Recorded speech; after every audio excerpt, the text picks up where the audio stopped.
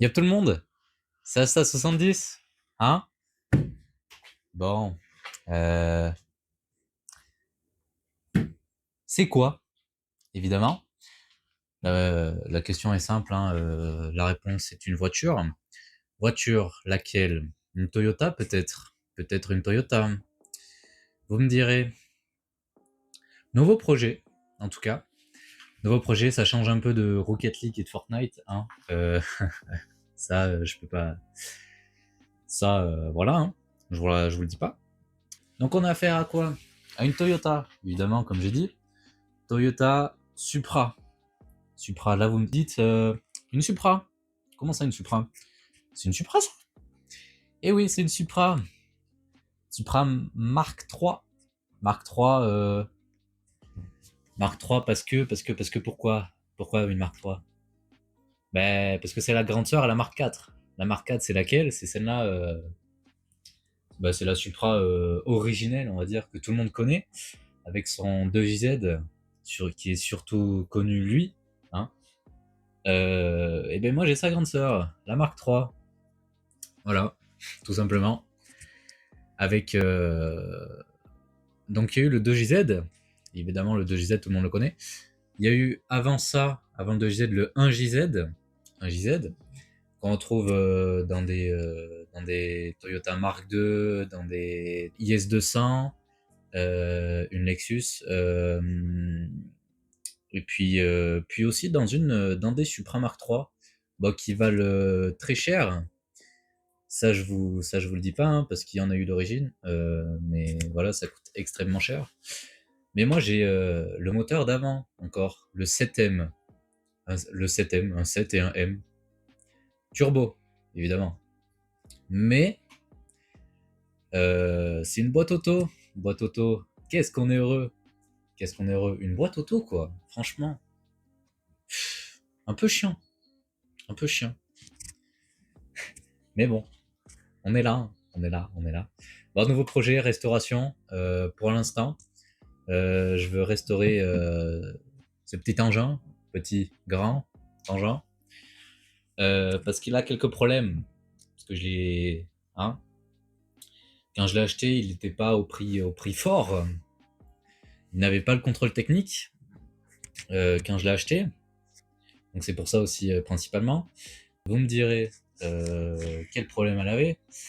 Elle en avait deux, mais j'en connaissais qu'un quand je l'ai acheté.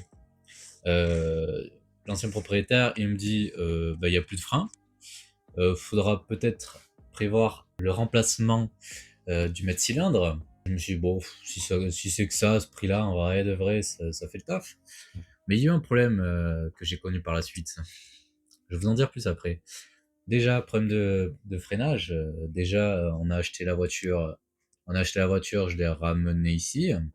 J'ai fait deux trois bricoles niveau esthétique pour bah, des trucs qui me plaisaient pas trop, mais bon, c'était pas non plus grand chose. Et du coup, j'ai regardé pour le problème de frein une petite purge qui s'est très bien passée parce que le problème n'est plus apparu après cela. Parce qu'à l'arrière droite ou à l'arrière gauche, je ne m'en souviens plus, bah, y avait de l'air qui sortait. Donc bah, j'ai enlevé cet air et depuis bah, j'ai le contrôle technique jusqu'en 2027. C'est marqué sur l'étiquette sur le pare-brise. Hein, parce que, voilà. Du coup, j'ai eu le contrôle technique, j'ai pas eu de problème après. Je l'ai depuis pratiquement un an. Dans 2 mois, ça va faire un an. On est fin janvier 2026. Je l'ai acheté en mars 2025. Ça va faire presque un an.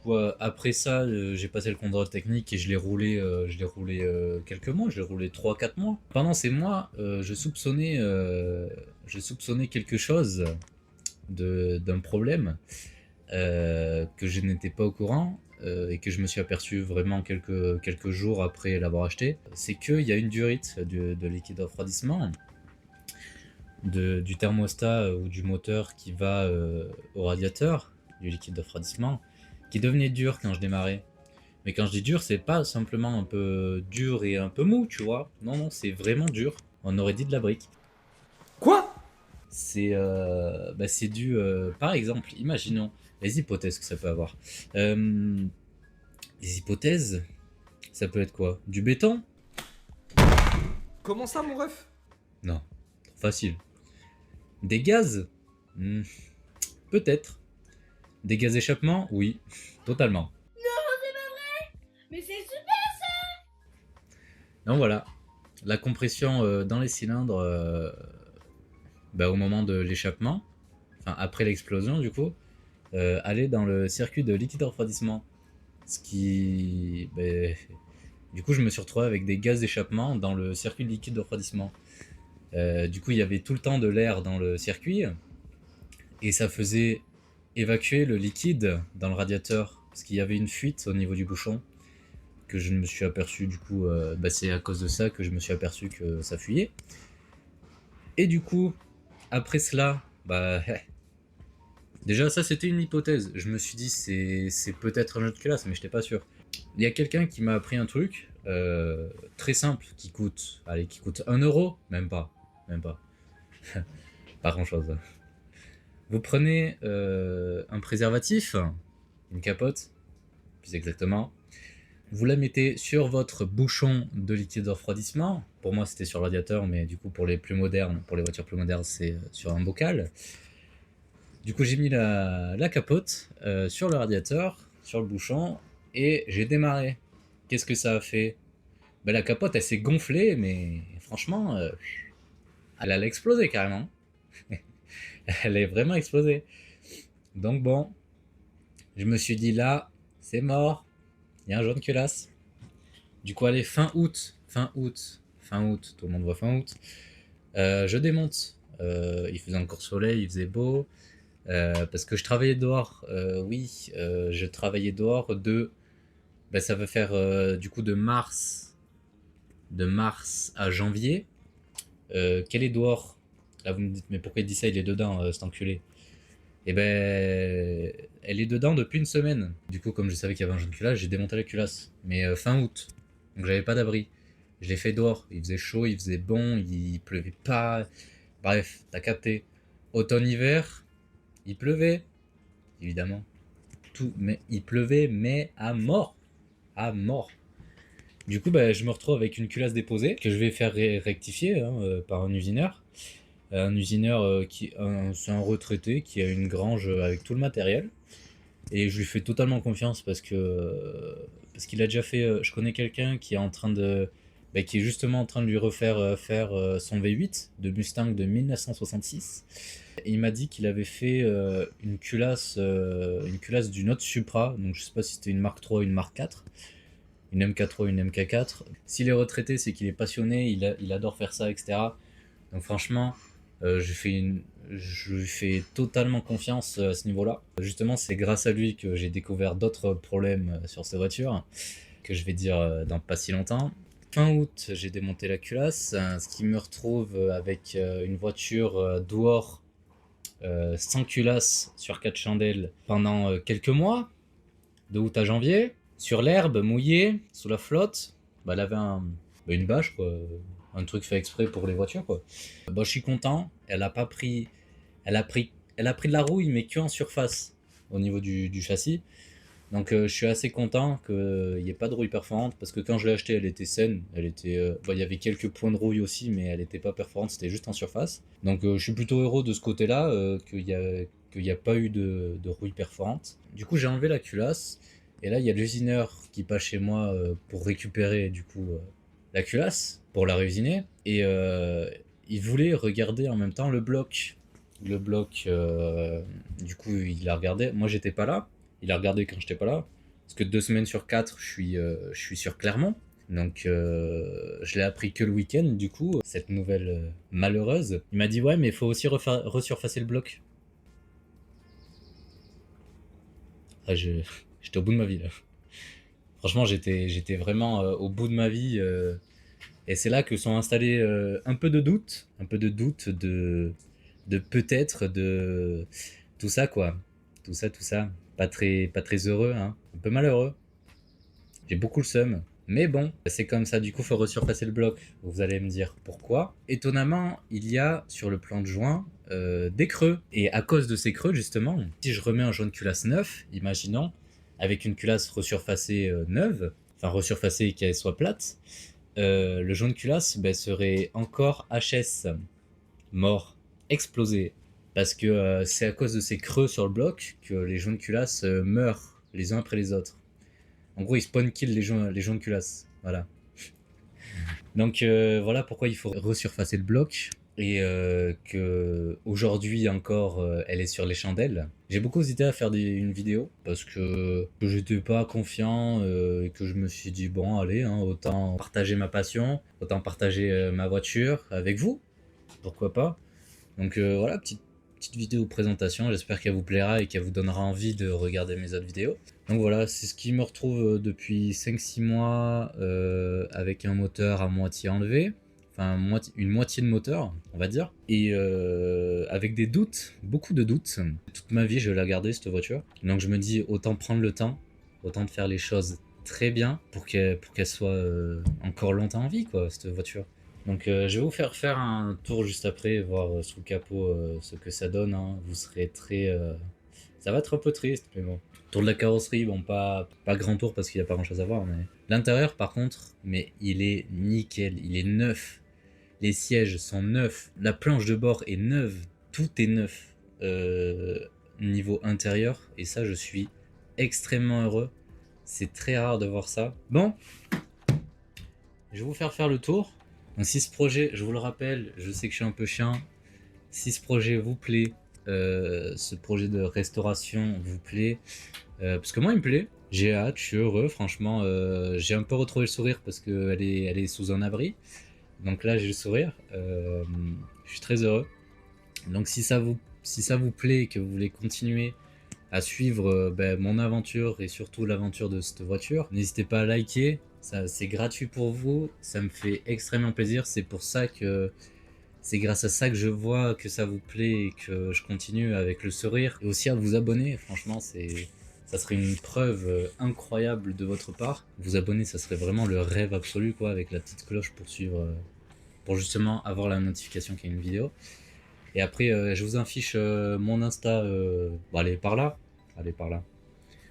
mon Insta où je fais des stories sur cette voiture, l'avancement. Et puis voilà, je compte donc déjà refaire le bloc et tout. Et quand elle va rouler, ou pendant que mon usineur est en train de réusiner le bloc et tout, refaire les essieux. Parce que l'essieu arrière, il a été repeint, mais il y a de la rouille en dessous.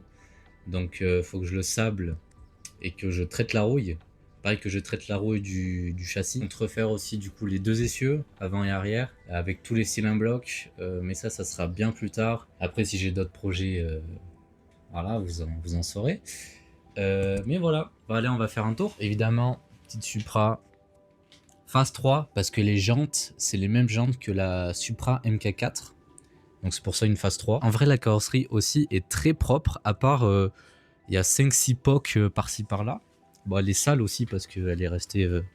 resté très longtemps sous justement cette bâche qui, à cause de la pluie et tout, voilà, vous savez capter. Hein.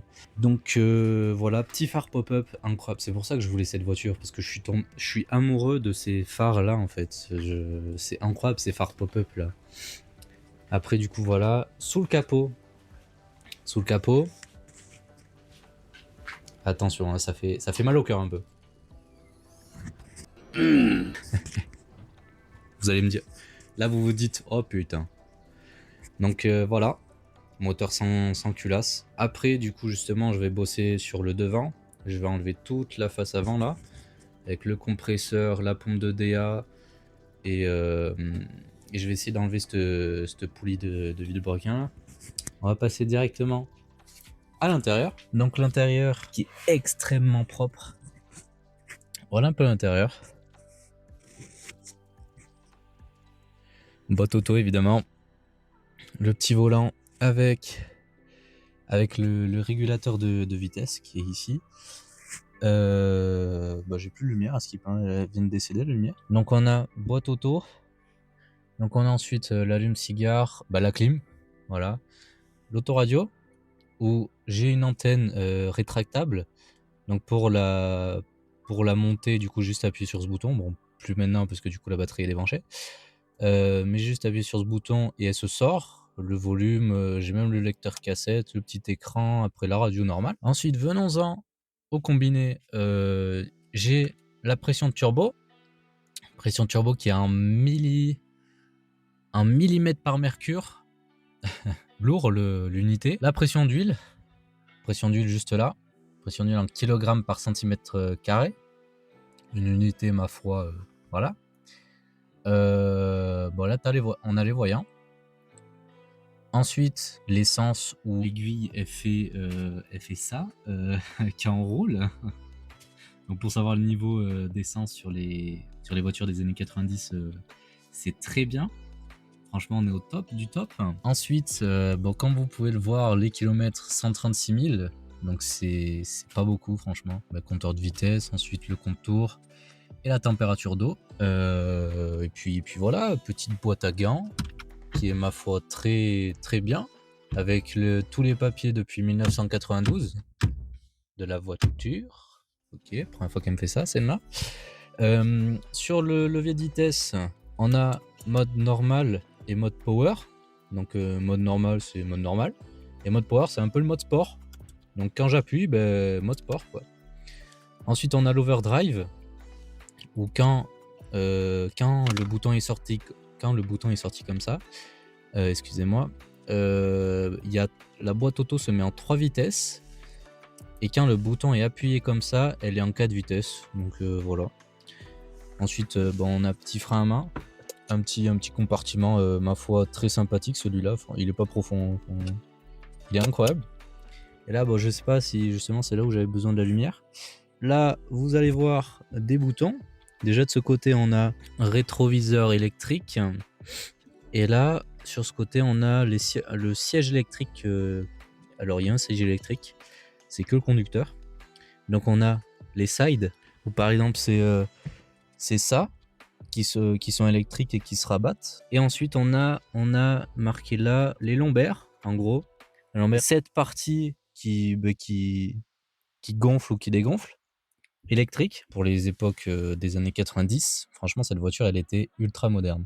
Donc ensuite, avec différents boutons, la fenêtre passager, là du coup window lock, donc pour locker les fenêtres. Et là, j'ai la fenêtre automatique du coup. Donc vitre électrique, ça c'est vraiment pas mal. Ça c'est pour locker. La porte, ça je ne sais pas du tout. C'est justement la première fois que je vois. Et ça, c'est la poignée pour ouvrir la porte.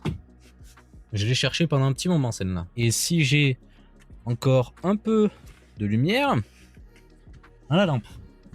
Je vais vous montrer l'arrière, qui est ultra propre aussi, où j'ai des plaques Supra pour... c'est pour un rassemblement ça. Je les ai mis pour éviter qu'on voit ma plaque. Les sièges sont... je sais pas c'est quoi la matière exacte. Franchement, ultra doux et ultra confortable. J'ai jamais vu des sièges comme ça.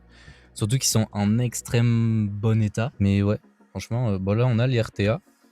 Moteur du coup 7M GE, le moteur, et ensuite le 7M GTE et GE du coup, avec des tapis, des tapis que j'ai achetés. Puis là voilà des petits compartiments, ouais, dans la porte. Ils ont tout prévu, c'est ouf. T'as même ça, cette étiquette qui te dit en gros quand on y a tapé dedans, faut pas l'éteindre tout de suite et faut laisser entre 30 secondes et 2 minutes de repos pour que justement le turbo soit bien lubrifié avant de l'éteindre.